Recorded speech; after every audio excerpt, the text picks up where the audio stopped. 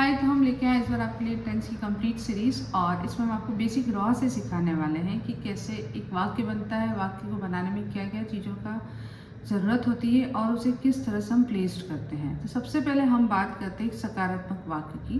तो एक सकारात्मक वाक्य में जो सबसे ज़्यादा महत्वपूर्ण होता है वह तीन चीज़ें होती हैं। एक होता है सब्जेक्ट, दूसरा होता है वर्ब और तीसरा होता है ऑब्जेक्ट। अगर हम सब्जेक्ट की बात करते हैं तो सब्जेक्ट को हिंदी में हम कर्ता बोलते हैं। कर्ता की अगर हमने बात की तो कर्ता वह जो कार्य करता है। जैसे राम बाजार जाता है, हम वाक्य से पूछते हैं कौन बाजार जाता है, तो जो हमें उत्तर आता है दैट इज सब्जेक्ट। तो इसमें राम हमारा सब्जेक्ट होगा और कर्म इज ऑब्जेक्ट। अब and the most important thing is the verb, क्रिया।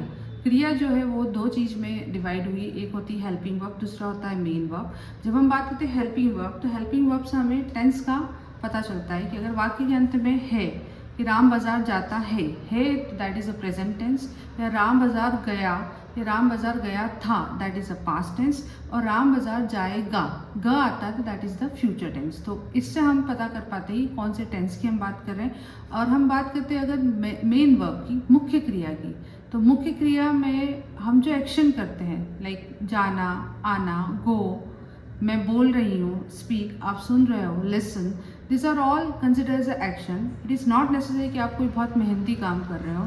अगर आप सो रहे हो या आप लेटे हो, if you are lying down at your home, या इफ़ यू आर स्लीपिंग, या इफ़ यू आर सिटिंग, वो भी सब एक्शन कंसिडर होती है। Now I am going to give one example to you, that is the Bharat match जीत चुका है। अब इसमें अगर हम देखते हैं सब्जेक्ट क्या है, तो सब्जेक्ट इसमें क्या है, कौन मैच जीता है, दैट इज़ अ भारत। तो इंडिया इज़ अ सब्जेक्ट और ऑब्जेक्ट क्या है, मैच। और जीतना दैट इज़ द क्रिया, और चुका है से हमें समझ में आ रहा है कि this is what, present tense. तो अगर हम इसे ट्रांसलेट करते हैं तो ये इस तरह से सेंटेंस बनता है that India has won the match.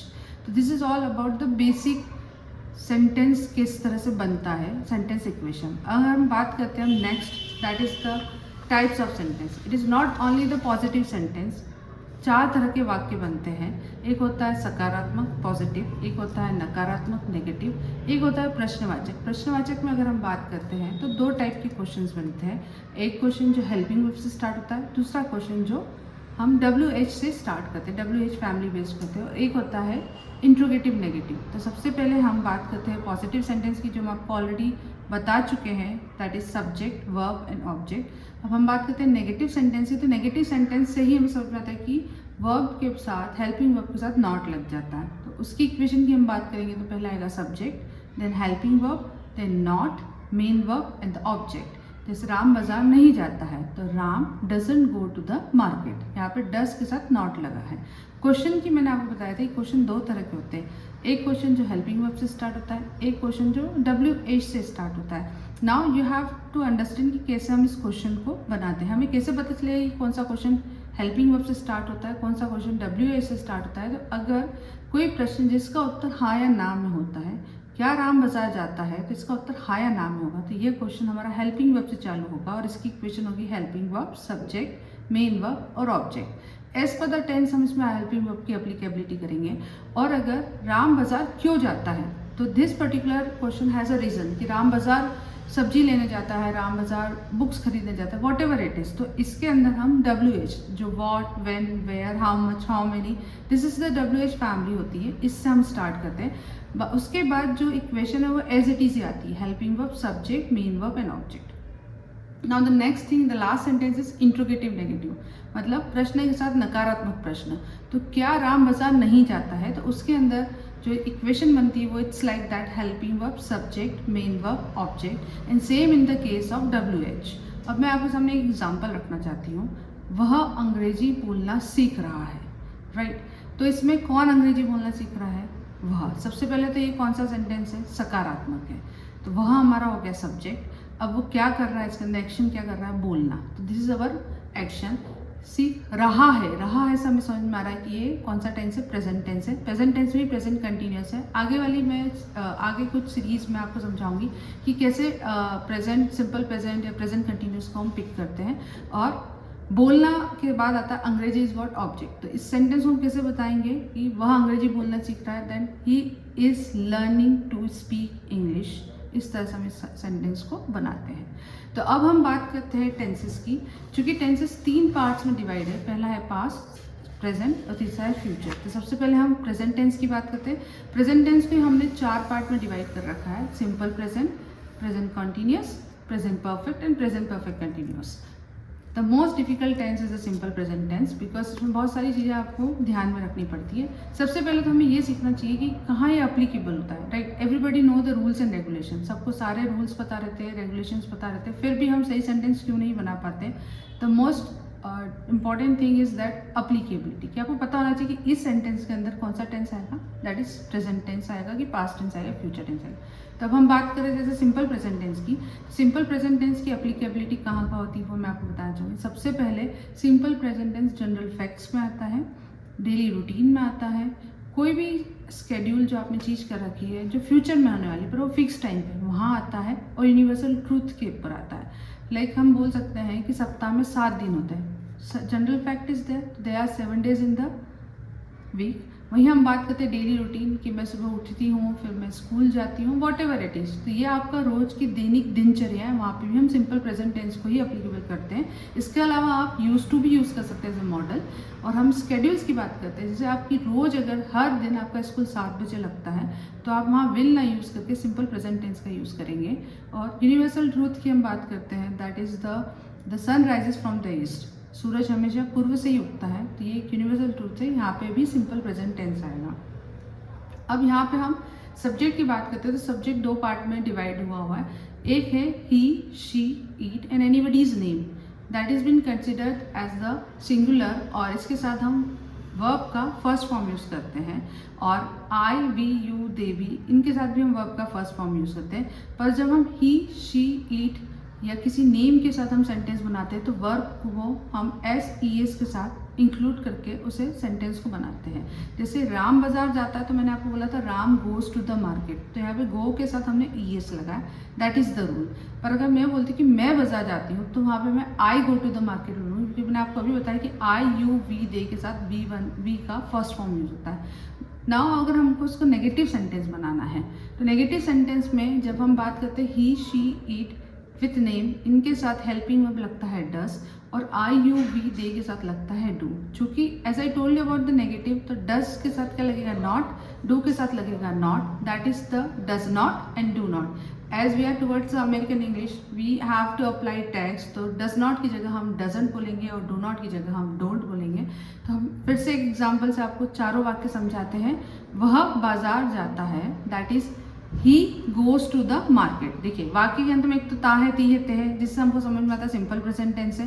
दूसरी चीज, कौन बाजार जाता है, वह, तो ये हो गया हमारा सब्जेक्ट, और जाना इज अवर वर्ब और बाजार इज अवर ऑब्जेक्ट। तो इसको अगर हम बताते हैं तो पहले सब्जेक्ट, फिर वर्ब और फिर ऑब्जेक्ट आता है। तो ही है तो गोज टू द मार्केट। अब वह बाजार नहीं जाता है, न आ गया है, नहीं आ गया, that is an executive sentence. तो subject, helping verb, main verb and object. इसमें हेल्पिंग वर्ब डज लगेगा, क्योंकि ही, शी, इट नेम के साथ मैंने आपको पहले ही बताया था कि डज का यूज करेंगे। तो ही डजंट, गोज की जगह गो हो जाएगा, he doesn't go to the market. अब हम अगर क्वेश्चन बनाते हैं कि क्या वो बाजार जाता है, तो इसका उत्तर होता है हाँ या ना। जब हाँ या ना में उत्तर आता है तो हम उसे बोलते हैं, डज से स्टार्ट करेंगे, does he go to the market, और वह बाजार क्यों जाता है। अब यहाँ पे क्यों आ गया, क्यों के लिए हम क्या यूज़ करते हैं, वाई यूज़ करते हैं।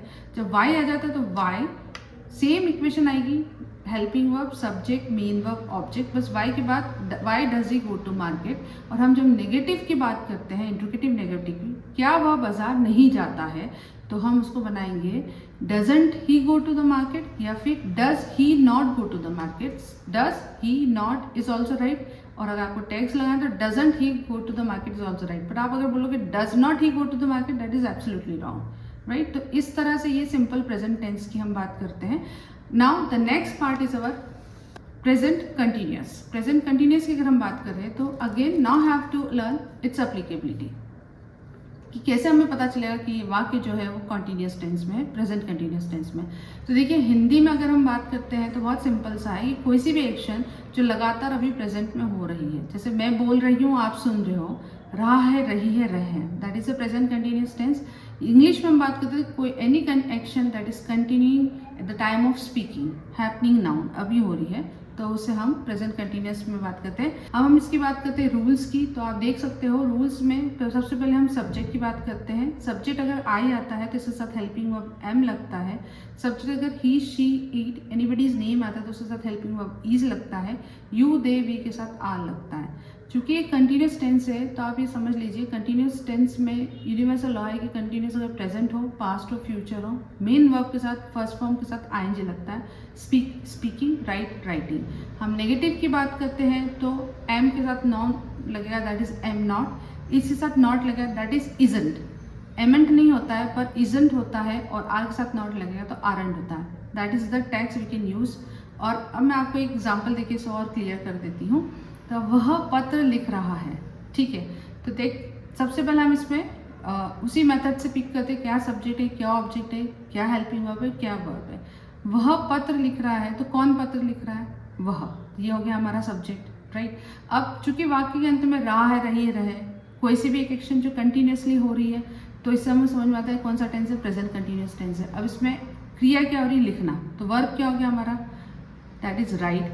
और ऑब्जेक्ट क्या हो गया, पत्र, दैट इज अ लेटर। तो अगर हम इसको पॉजिटिव सेंटेंस बनाएंगे तो इसका इक्वेशन क्या आएगा, subject, helping verb, main verb, object. Subject हमने ढूंढा था ही है, ही के साथ हेल्पिंग वर्ब लगता है इज के बाद लिखने को राइट बोलते हैं, राइट के साथ हमने आईएनजी फॉर्म लगा दिया, that is writing a letter. He is writing a letter. अगर हम बोलते वह पत्र नहीं लिख रहा है तो ये न आ गया, दैट इज अ नेगेटिव। तो subject, helping verb, main verb, object. He is not writing a letter और he isn't writing a letter.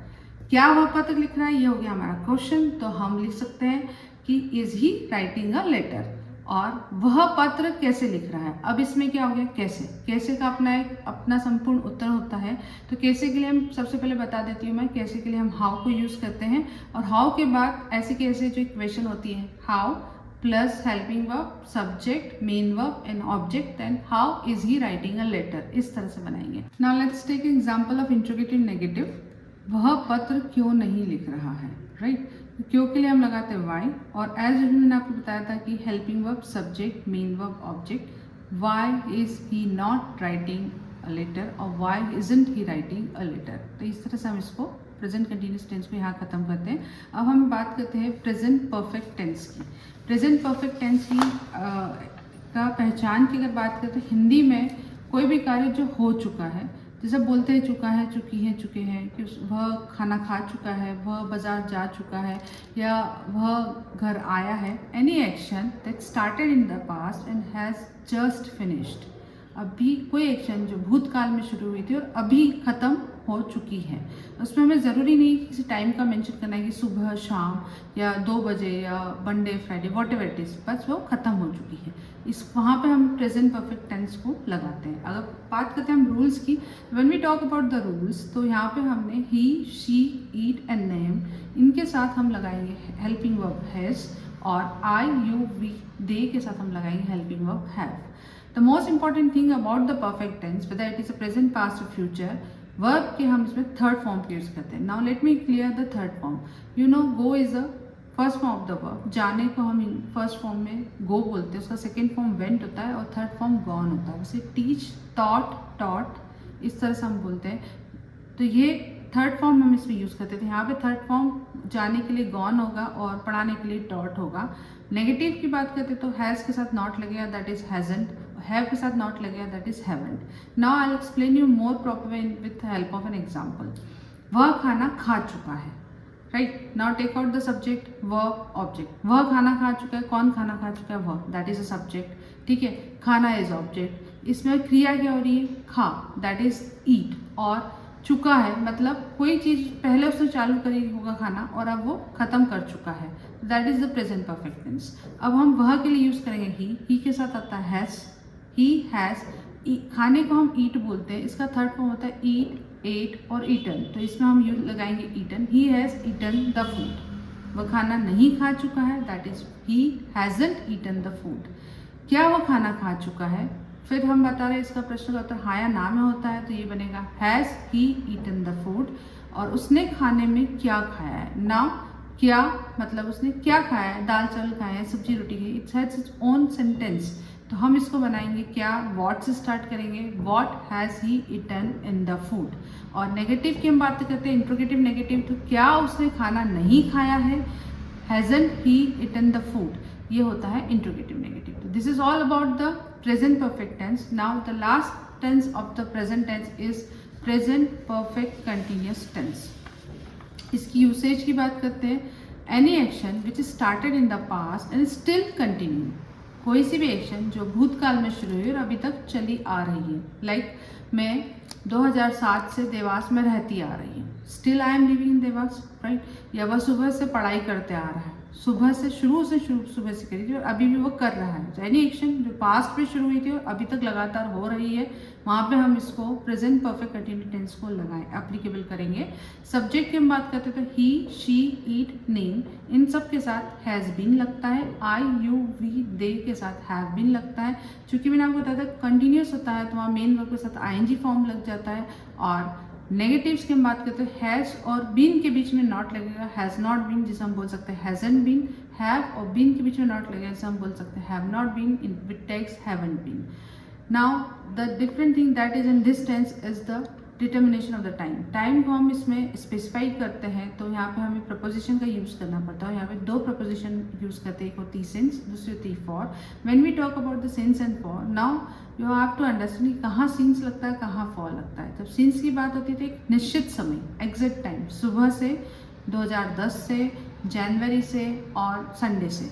तो यहाँ पे हमने स्पेसिफाइड टाइम की बात करी है तो यहाँ पे हम सिंस लगेंगे। For is for the duration, 4 घंटे से या 2 दिन से या 5 साल से, ये ड्यूरेशन है तो यहाँ पे फॉर लगेगा। I explain with the help of example. वह सुबह से पत्र लिख रहा है, तो कौन लिख रहा है, वह, दैट इज सब्जेक्ट, पत्र इज ऑब्जेक्ट, लिखना दैट इज क्रिया वर्ब। अब लिख रहा है ये हो गया कंटिन्यूस, और साथ में सुबह का विवरण that is present perfect continuous. अगर इसमें सुबह नहीं आता तो ये प्रेजेंट कंटिन्यूस हो जाता है, वह पत्र लिख रहा है। पर वह सुबह से पत्र लिख रहा है तो इसमें हमने टाइम को डिफाइन कर दिया है तो इसके अंदर आ जाएगा टेंस जो होगा वो प्रेजेंट परफेक्ट कंटिन्यूस होगा। अब वह के लिए ही यूज करते हैं, ही के साथ आता है has been. He has been writing a letter, सुबह से, डेफिनेट टाइम है तो सिंस लगेगा, सिंस मॉर्निंग। नेगेटिव में वह सुबह से पत्र नहीं लिख रहा है, he has not been writing letter since morning। क्या वह सुबह से पत्र लिख रहा है, has he been writing a letter since morning। अब यहाँ पे has that is the helping verb, subject, then been, this is the rule, right। और अगर हम बोलते हैं क्या वह सुबह से पत्र नहीं लिख रहा है तो hasn't he been writing a letter since morning और has he not been writing a letter since morning। So this is all about our present tense. Present tense के चारों फॉर्म है प्लस एक सेंटेंस, बाकी के समीकरण को हमने इसके अंदर इंक्लूड करा है। अगर आपको इसमें किसी भी पर्टिकुलर टॉपिक में कोई भी क्वेरी हो, कुछ भी कन्फ्यूजन हो तो आप हमें कमेंट बॉक्स में लिख के वह क्वेरी व कन्फ्यूजन क्लियर कर सकते हैं। And let us know how do you find this video. Next video हम पास्ट टेंस के साथ स्टार्ट करने वाले हैं। Complete 4 tenses of the past we are going to cover.